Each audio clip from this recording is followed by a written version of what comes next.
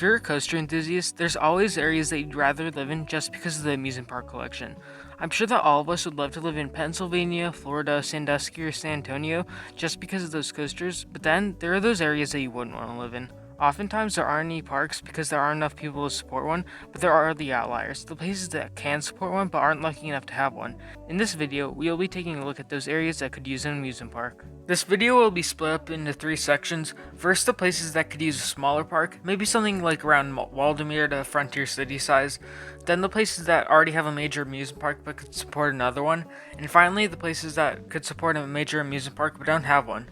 Now with that said, let's go. We're going to start off with the places that could use a smaller park, and the first place is eastern Nebraska, more specifically the Omaha, Lincoln, Grand Island area. From each of those places, the nearest amusement park, Adventureland, is well over 2 hours away. Now that might not sound like much to us enthusiasts, but most GP would prefer not to drive over 2 hours to go to an amusement park unless it's like Disney or something. Plus, Omaha has a metro population of around 1 million people, similar to Oklahoma City, so I really think that a Frontier City-like park would be perfect. Next, we have Boise, Idaho. This is definitely a place that you wouldn't want to live in as a coaster enthusiast. Your closest park is Lagoon, which is around 4 hours and 45 minutes away, with Silverwood clocking in at about 7.5 hours. Boise's metro population is around 700,000, plus you'd be able to draw some people from the Twin Falls area. Something like the park at Owa would be perfect for Boise. Next, we move to Wisconsin, which has the perfect place for a smaller amusement park. You could sit one in the town of Chilton, and then it'd be situated right in the middle between Green Bay, Appleton, Oshkosh, Sheboygan, Fond du Lac, and Manitowoc. One massive city with 5 more medium-sized cities would definitely be able to support an amusement park. As for competition, you have Six Flags Great America about 1.5 to 2.5 hours away to the south, but the place is always slammed, so I'm sure locals would like it if they could drive less to a less crowded place. There's also Bay Beach in Green Bay, but if a Magic Springs-sized park was built, they wouldn't be able to hold a candle. Here we have the last place in the first section of the video, and I think that a park would fit nicely right between Corpus Christi, Brownsville, and Laredo in Texas. This would be a nice spot because there's absolutely no competition. The reason why I think that there is an amusement park in that area is probably because it could get a bit hot during the summer, which is supposed to be the busiest time of year. So that might be a problem. But you could also draw some people from Monterrey, Mexico, so there are trade-offs. Now we come to the second section of the video, areas that already have a major amusement park but could support another one.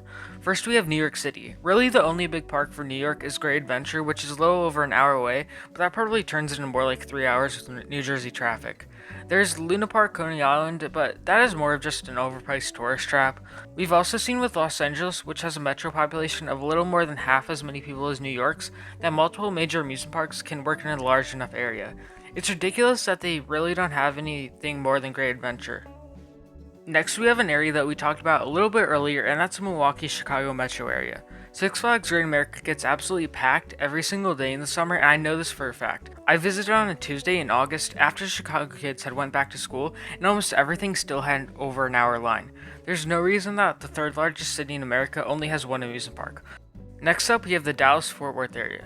Dallas-Fort Worth has a metro population of 7.5 million people, around 3 million more than the San Francisco-Oakland area, which manages to support 2 parks. But Dallas only has Six Flags Over Texas.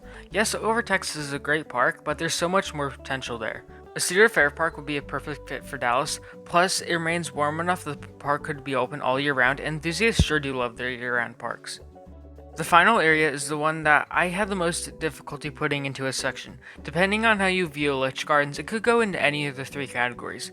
Denver has a metro population of about 3 million people, and let's face it, that means that they should have something better than a Litch Gardens. The Dying Park, who has a Vekoma SLC as their most popular ride, and Lakeside Amusement Park? I feel bad for the city of Denver, because other than those 2 parks, there's really nothing. Please, Hershend, help out the city of Denver. The first city might come to surprise people who are unfamiliar with their Florida geography because I have Miami. You might be thinking, wait, but Disney, Universal, SeaWorld, and Busch Gardens all have parks in Florida. Yes, that's correct, but those parks are all about 3.5 hours away from Miami. Plus, I would assume that Miamians, or whatever they're called, would view Orlando as a tourist trap and would not want to go up there. It would be much better for the 6 million people in the Miami area to have a park to call their own.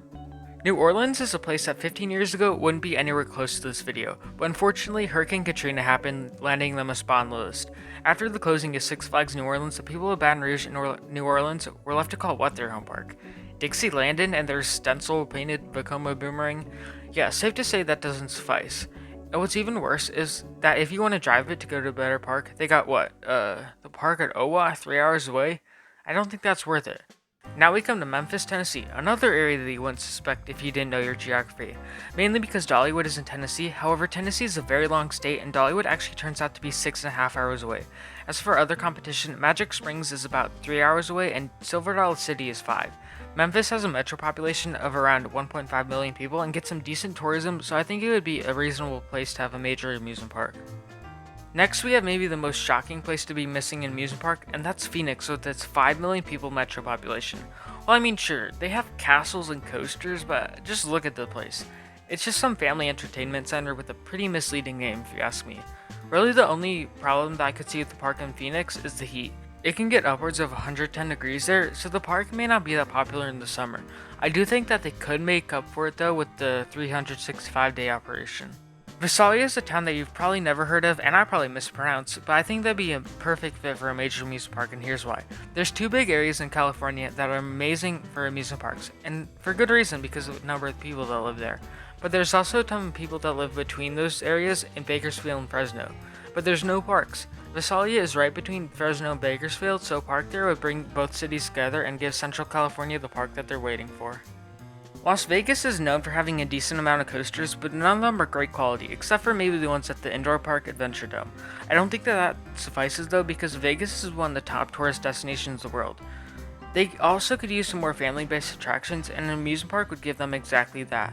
It would certainly be better than the Manhattan Express or whatever they're calling it now. Next, let's take a look at Honolulu, Hawaii.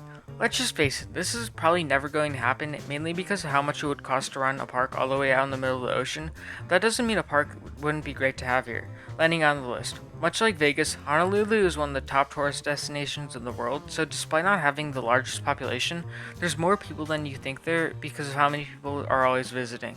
If the cost wasn't an issue, there would undoubtedly be a park located in Honolulu, and I wish there was. We're down to the last city, and that's Portland, Oregon. Portland has a metro population of 2.5 million people, and that doesn't even include the nearby areas of Salem, Albany, and Eugene.